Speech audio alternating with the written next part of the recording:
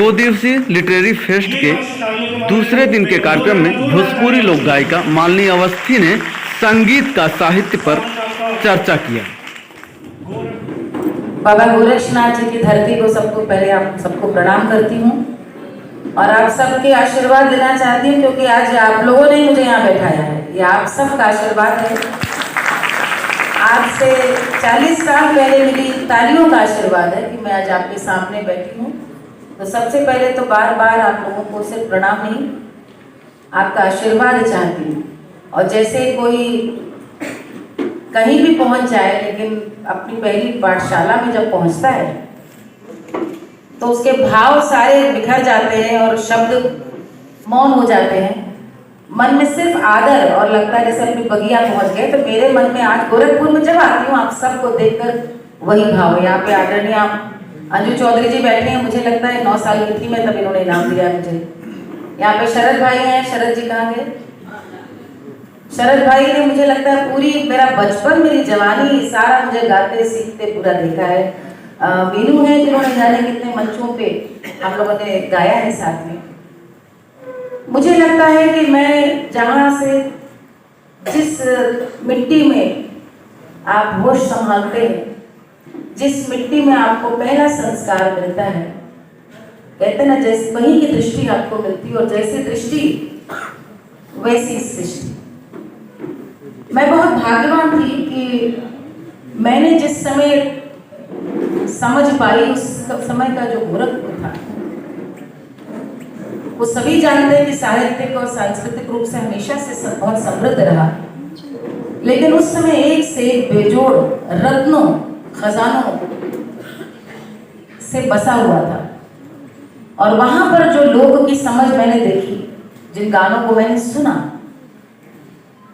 और उन गानों के रस, क्योंकि वो बनाई हुई कॉम्पोजिशन थी, यानी धुनें जो बनाते थे कॉम्पोजर्स, और साथ में जो हमारी ताई जी वगैरह ब्याह में ढोलक पे गाती थी, इन सारी चीजों में एक बात ये समझ में आई कि रस है। पहली चीज जो समझ में आई वो रस है।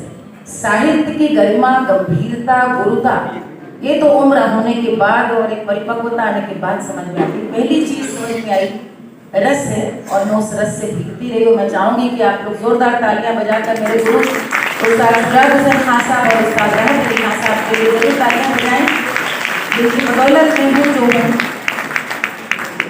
और हमारी जो उस्ताद थे,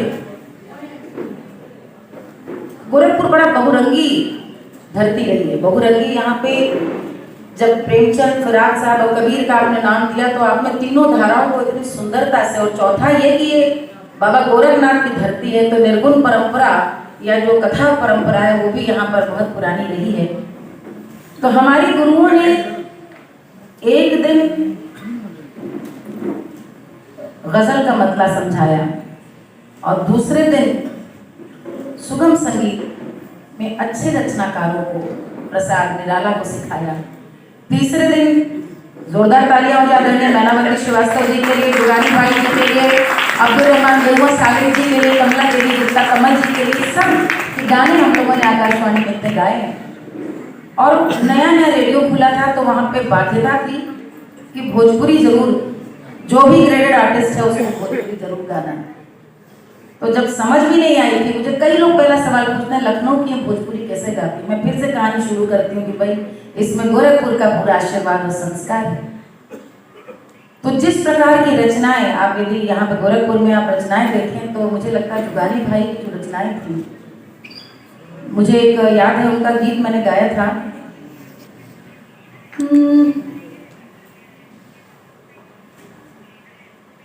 हरि बोले आंगनवा में कागा, हरि बोले आंगनवा में कागा, पिया परदेसवा से मैनावती जी की रचना। हरि मारे कर जवाती बलम घड़ी नामोरे नंदी। अंतरा देखिए, हमारी अटरिया पे कागा बोले, कागा बोले सुनो जिया मोरा जी कब आई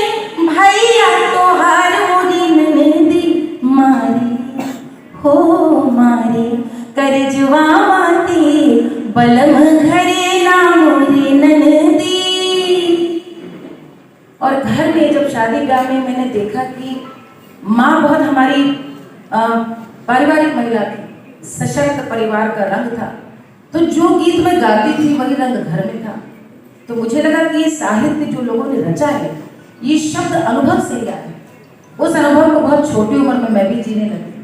तो मैं निश्चित ही मानती हूँ कि जो सच्चा कलाकार है वो जब भी जो गाएगा शब्द स्वयं गाएंगे। और जितने भी अमर रचनाकार हैं आप यदि देखेंगे पुराने ज़माने, तो यतीन्द्र रवि इस पर बहुत अच्छी बात करेंगे, क्योंकि पुराने ज़माने के जितने भी शायर थे या जितने भी लिरिसिस्ट थे आप उनके गानों को देखिए कि आज भी आप उन्हीं को गुनगुना रहे हैं। आपको लगता है कि इसकी जगह यही बनी थी, इसकी यही जगह हो सकती है। तो मुझे लगता है कि विदेश के उदाहरण से नहीं, मैं तो गोरखपुर के उदाहरण से आज आपको पूरी बात समझाऊंगी। मैं आज फिराक के बाहर नहीं जाऊंगी, मैं आज कबीर से बाहर नहीं जाऊंगी, प्रेमचंद से बाहर नहीं जाऊंगी। और यहाँ के जितने भी रचनाकार हैं, जितने भी बड़े बड़े उस्ताद हैं, मैं आपको बताऊं छोटी सी चीज। 10 साल की उम्र थी, बड़ी मशहूर गजल घटा उदी उदी ये मौसम सुहाना, आज वही हाल है, उदी उदी है। हालांकि पोस्ट माघ का महीना चल रहा है। अब 10 बरस की उम्र में आपको लगता है कि उदी उदी, चूंकि उस्ताद गा रहे हैं तो आपकी ज्यादा कोशिश रहती है कि भाई धुन ठीक हो जाए, आप उस तैयारी में गा रहे हैं, असर तो शब्द का समझ में नहीं आता। जब मैं पढ़ाई में बड़ी मेधावी थी, यहीं कामल की पढ़ी थी और 12th में टॉप किया था मैंने कामल में, तो मैंने जी कार्मेलाइट्स तालियां बजा दे जिनकी देखना हो तो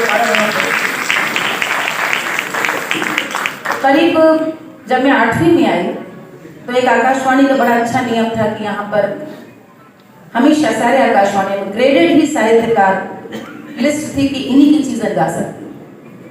उसका असर ये हुआ कि आप स्तरीय चीजें ही पढ़ेंगे, स्तरीय चीजें ही गाएंगे। तो यानी उसकी शर्त ये हो गई कि आपको स्तरीय लिखना पड़ेगा। तो जितने यहाँ पे भी लोकल जो यहाँ पे शायर थे वो भी इतना कमाल का लिख रहे थे। उमर कुरैशी साहब की हम लोगों ने गजलें यहाँ पर गाई हैं, गोरखपुर के, पूरी हिंदुस्तान में वो मुशायरे की सदारत करने के लिए जाते, तो उनके लिए जोरदार तालियां हो उमर कुरैशी की। तो ये सब गोरखपुर में मैं बहुत कम उम्र में इन चीज़ों की जानकारी होने लगी, पढ़ने लगी। और एक मेरे मन में हमेशा था कि मैं जिस जगह की हूँ उस मिट्टी को जानूं। तो मैं लखनऊ जब गई पिताजी के साथ, वहाँ पे यूनिवर्सल में जो हमारे बड़े अच्छे पारिवारिक मित्र भी हैं उनको मैं किस्सा बताती हूँ कि वहाँ पे मैं फिराक गोरखपुरी का दीवान उठा लिया और उसमें एक गजल मिली, ये डर रहा हूँ कि ऐसे में वो न याद आ जाए, ये काली काली घटाएं, ये ऊदी ऊदी हवाएं, मुझे फिर ऊदी ऊदी मिल गई। और तब पहली बार ये हिमाकत करी अपने उस्ताद से पूछने की कि ये ऊदी का मतलब क्या है। और बहुत बाद में लोग उसे समझ में आए, सारे रंगों के नाम प्रकृति से, चाहे वो धानी हो, चाहे नारंगी हो, चाहे वो सतरंगा हो, चाहे वो आसमानी हो, कोई भी रंग आप लें सारे। तो ये मुझे लगता है संगीत, साहित्य, लोग दृष्टि पे निर्भर करता है। कई कलाकार मनोरंजन के लिए गाते हैं, लेकिन जिसको साहित्य समझ में आने लगता है फिर उसके कंठ में नहीं आत्मा में वो गीत रच बस जाता है।